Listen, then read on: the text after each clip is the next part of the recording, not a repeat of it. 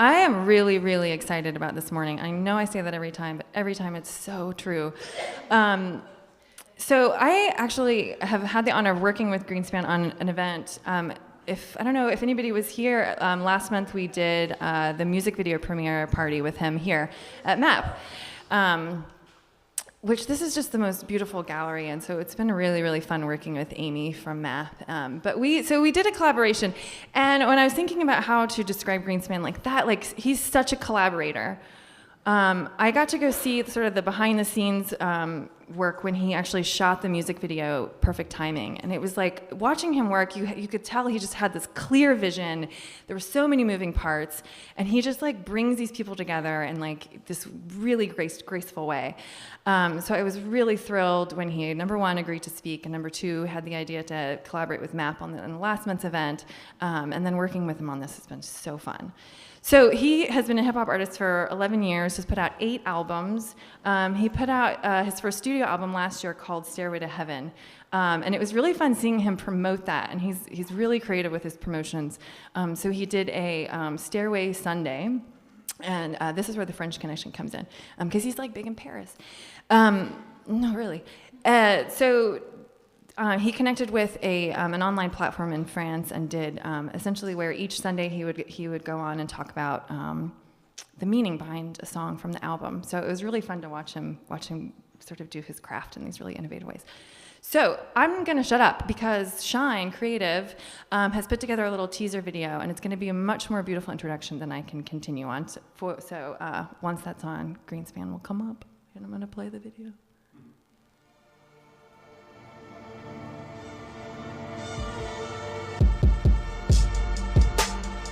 My name is Greenspan, Mr. Mid-Atlantic, Baltimore to be exact. I'm a hip-hop artist from Baltimore, and yeah, I rap. I've been into hip-hop since elementary school, writing little raps and whatnot. It's back around the time of Wu-Tang Clan, Notorious B.I.G. I was heavy into all that. Understanding, learning, and practicing humility, if you will, being humble, definitely can play a part in the creative process. Can change the way you want to throw your words and throw your personality and someone's understanding of you as an artist. So I think I've had several experiences that have been humbling, if you will. Some that were probably warranted, and some that, may just come out of nowhere and slap you in your face. Reality check. Overall, what I want to do with my music, I want to provoke love, self-love, love for one another. Sometimes it can be in a roundabout way, and we're having more fun than anything, but that's one thing I would like to do, is just provoke love. You got to know yourself and then be yourself. I mean, you just want to be the best that you can be, and just the best representation of yourself.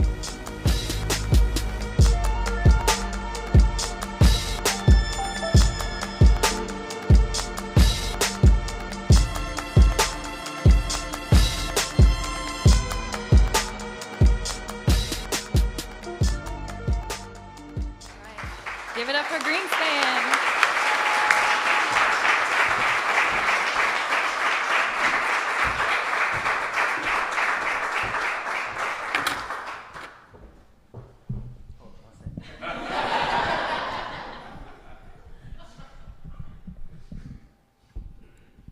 About 5'3", 5'4", so.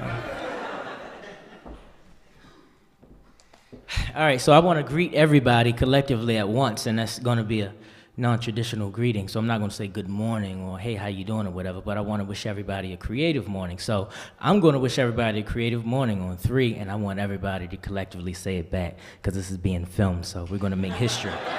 So 1, 2, 3. Creative morning, everybody. Creative morning. Yeah, we just made history. Make some noise, make some noise, make some noise.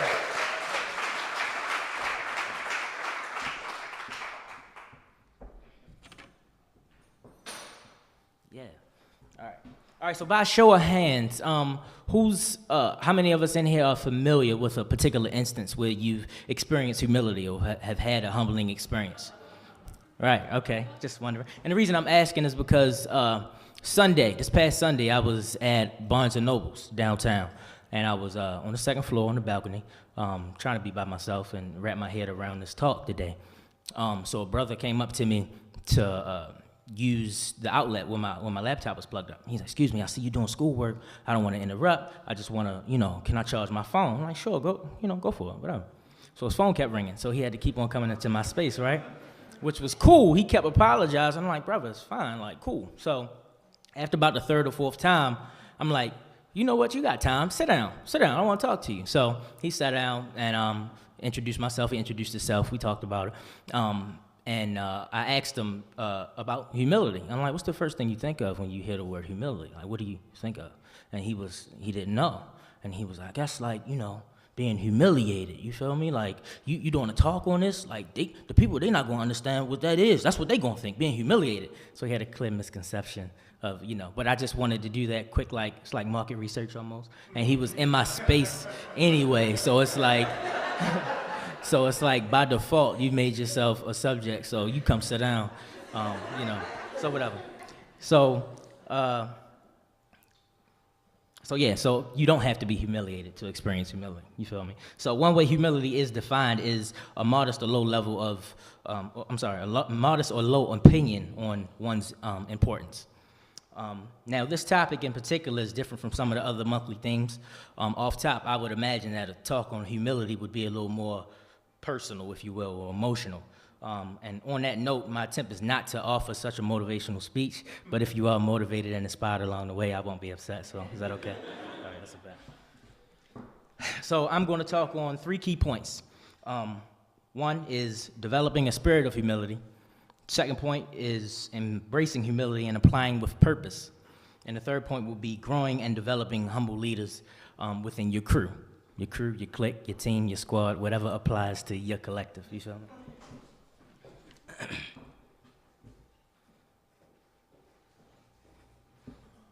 All right, so now some of these thoughts are inspired by a speaker. He's a speaker, author, and minister that I like listening to, John Maxwell.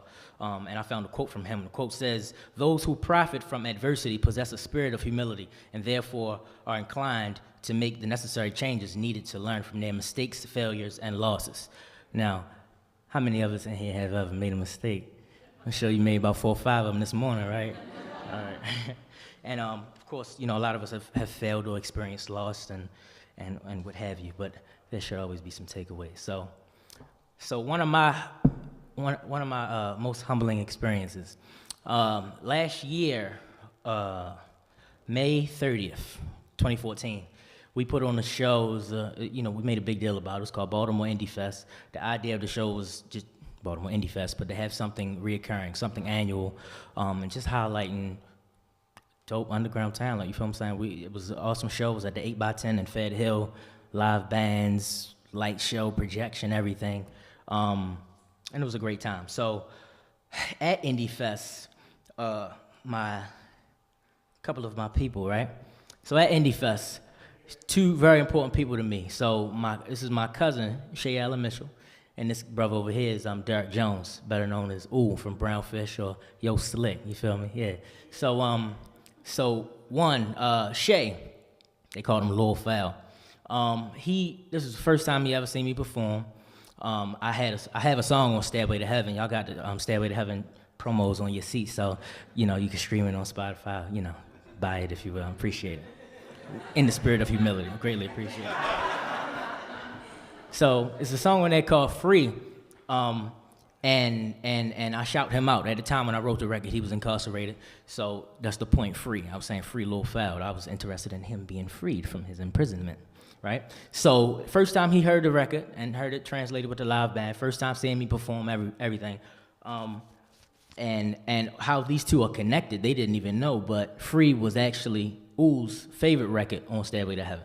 And he called me one time. We had like an hour, 2 hour long conversation about the project, but Free in particular. He said, yo, I don't even know who Lil Fowl is, but you got me singing Free Lil Fowl. I love this record. I'm like, I appreciate it. So Ooh came to Indie Fest, but he missed the show. He was outside, but he just came to show love. But May 30th at Indie Fest was the last time I seen both of these brothers. Because unfortunately, 3 days later, like June 3rd, Shay was murdered. And unfortunately, within that same 24 hours, Ooh had a seizure and he passed away. So, like I said, these are two important people to me, so you can only imagine how I took it. So, but one thing in particular, my takeaway from that, what I learned, I didn't take enough time to appreciate the time I had with these people whatsoever. Like, I was caught up in being nervous. I had to hit the stage. So like Shay, like he always got something to say. He just like, leave me alone right now. My heart is jumping on my chest and you just want to crack jokes and like, I'm getting on the stage with you, shorty. I'm gonna be up there. Like, please, I need you not to do that right now. This is an important show. So yeah, so I was distracted by the work that needed to be done and my nerves and whatnot. So I didn't spend ample time with him, even though I shared my Dom Perignon with him. So that was cool.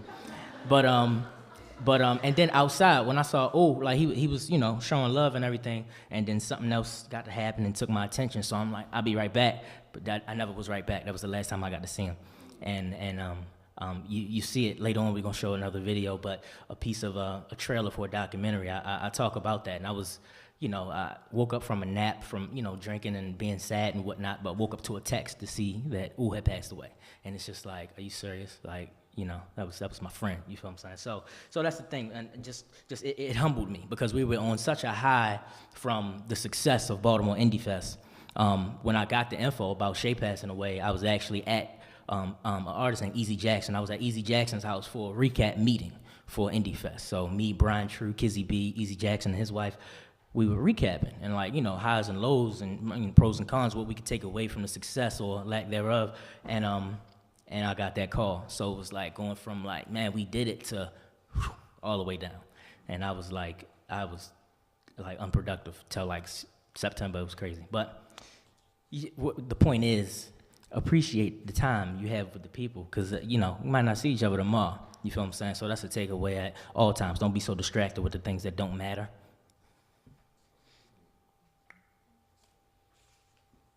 And the rest of this talk is not going to be as heavy as that point, so don't even try. Okay, so experiencing that humility and experiencing humility, period, has affected my craft. Like I said in the video that I just played, it's like experiencing these things allow me a different perspective on the words I say, how I say those words, use those words, because some people take lyrics very seriously, as they should, in my opinion. You feel me? I believe in freedom of speech. You say what you want out your mouth, you have that right, but context to everything. I'm like Katie said, I did a series called Stairway Sundays, breaking down the inspiration per record on Stairway to Heaven, and I just believe like when somebody, any medium of art, if somebody understands the intentions, you feel what I'm saying, they get an opportunity to like buy into the artist and know the person, so they kind of know where you're coming from. If your art, your craft is, if you make it personal, you feel what I'm saying. So when people understand the intentions, they know how to listen. And also, as creatives, we put our work out there to the world to be judged, if you believe it or not, judged and or appreciated. And those of us who make it personal, of course, that's the ultimate vulnerability. A few ways to create a spirit of humility. There we go.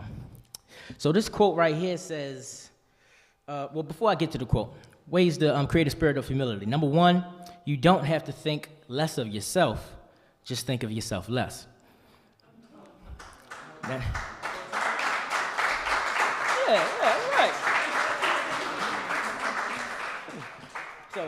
So this quote, I actually saw this quote in a young lady's like cubicle or partition. I was actually in the Department of Zoning, working on our March 7th event, actually. And the quote says, if we want to live happy lives, then we must drive out selfish character tendencies: pride, ego, vanity, jealousy, envy, and worry. We drain folks when we think it's all about us. We gain when we give up self. And I just credit that to the Department of Zoning. That's what it was.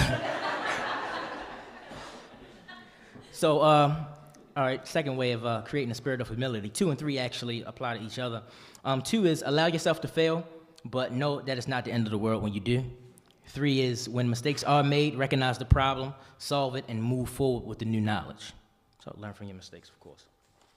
4, live with the mindset that there's always something to learn from everyone. And that this fourth subtopic takes me directly into my second key point, and that's embrace humility and apply it with purpose. Now, one way of embracing humility is to remain teachable. A lot of us in the room are creative, of course. I rap, if you didn't, hear that earlier. I didn't create rap, though. You feel what I'm saying? My thing is, and nor am I the absolute best rapper, necessarily. But in remaining teachable, I just believe in paying homage and respect to those you've learned from or who have come before you. I strongly disagree with the out with the old and with the new concept or mentality. I feel like it's disrespectful, and I've seen it happen in different instances. Music, anybody that puts you on something, church, you feel what I'm saying? New pastor take over, whatever. People just like, we ain't doing it that way no more. And it's disrespectful. I can see if it's totally incorrect, that's one thing. But sometimes tap into your elders or your OGs, you feel what I'm saying, and learn a thing or two. On that note, slide. There we go. So, respectfully, one, I'll pause parenthetically. I use this picture. This is an animation of course, an adult Tupac Shakur speaking to an adolescent Kendrick Lamar. They put this out recently. Kendrick Lamar recently released an amazing project, To Pimp a Butterfly. And he's paying homage throughout the whole thing. I mean, of course, to Tupac, he has a conversation with Pac at the end, and it was great. But just throughout it, it's like he understands he didn't create any of the sound, like P-Funk, West Coast, all that sound. Like, the first record has George Clinton on it. Like, come on, who's doing that? Like, yeah, So, anyway, sorry. So, with us embracing humility and listening to our elders, our OGs, whatever, there is a flip side to that for the elders, teachers, and OGs, in my opinion. The flip side is that, and it's still embracing humility, and that is acceptance. I feel like you can, 2 points on that. You can't dictate another person's path or process. You may only suggest or influence. Second point of that, this is my opinion, the understanding that most people don't operate the way I would like them to. I have to learn to coexist socially, personally, and professionally. Now, this applies to the creative community, especially for our working relationships. If you agree to collaborate with somebody, you got to know when to give inspiration and then fall back and let the creator create. You know what I mean? You can't micromanage. Like, don't ask me to do something and then tell me how to do it. Like, you never wanted me to do it. Like, I'm just the vessel for your vision. That's not cool. So yeah. So that's it. That's not it. That's it with that point. I'm sorry. So yeah, embracing humility and apply it with purpose. Again, humility is defined as a modest or low opinion of one's importance. Now, when you look deeper into the definition and etymology of the word in certain respects, you see words like low, needy, insignificant, and poor. And I saw that, and I'm like, oh, wait a minute. You feel what I'm saying? Just like the brother had the misconception I talked about earlier, having you got to be humiliated to experience humility. That's totally wrong. So I believe that we can be high in status or importance and still display humility. I believe you can create opportunities or be a blessing to somebody else and do these things without needing a pat on the back. You feel what I'm saying? And and without having such a pride of authorship. You feel what I'm saying? Like, I did that. I put Tony on with that, right? You know what I mean? It's like, you can do it anonymously. You don't have to tell everybody, you just let me hold $40. Like, no.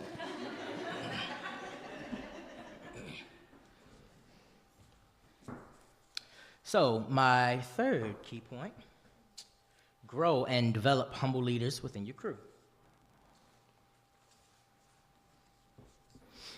So yeah, I like to believe that everybody around me, everybody around me I learn from. I can learn from everybody around me, everybody I choose to be around.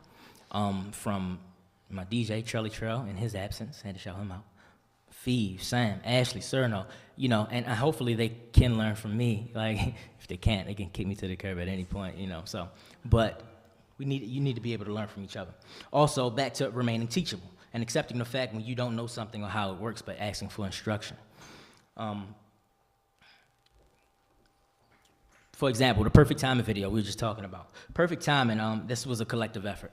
I had the idea and vision to incorporate modern dance or ballet in hip hop, and I actually wanted more modern dance throughout, you know, more than the rap performance. I just wanted it to be like ballet, like just do all ballet. He was like, no, we gotta do some other stuff. So, but anyway, understanding like Jamar Jones, 6-point pitches, they, you know, shooting it. Alexis Renee, the choreographer. These are professionals in their own right, doing their own thing. But I always want to know how something operates. How do you do that? How do we make this work? You feel what I'm saying? I'm always just looking around. You could put people in position, but it's like I want to know how to do it. And not to take that place, like you teach me how to do something so I don't need to hire you the next time. That's not what I'm talking about. That's kind of shitty. So, but you know. So, one, it's not cool to take all the credit in anything you do. Remember that. It is cool to be willing to collaborate. It's really cool, and it's not painful either. This went a little bit quicker than I expected, but it's cool though. So, all right, quick overview. Of course, you just don't need an overview because it went quick. But developing a spirit of humility, gave you some ways to do that. Embracing humility and applying it with purpose. And remaining teachable and all these other things, and growing and developing humble leaders within your crew, or your clique, or your squad, or your team, whatever applies to your collective. What I think is also important to keep in mind in your work and just interacting with others is respectfully, just don't be an asshole. Like, really.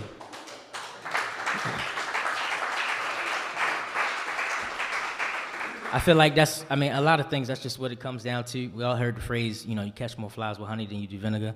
But, like, and when I say this, it's like different examples. Like, one, if, you know, sometimes we've seen, back to the elders and OGs, listening to your elders, people, you know, sometimes you see something that needs to be corrected, and somebody can come at you and wag their finger at you all day, and that's not healthy. You feel what I'm saying? Like, they might not receive that. They may just get defensive. But if you come across and, hey, baby, let me talk to you for a second, pull them to the side and let them know where they may be effing up. You feel what I'm saying? It's just, that approach is just like, oh, you're right, I am effing up.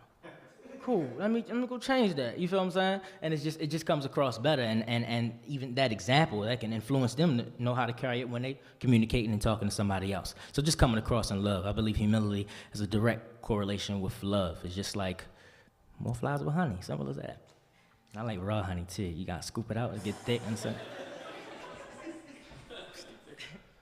All right, so really that's what it is, and I just feel like in the spirit of humility, moving forward, if you guys just remember to smile, provoke love as much as possible, and show appreciation. I feel like in doing these things, keeping these principles in mind, you'll impact the world the way that you should. And that's it. Thank you for listening. I appreciate it.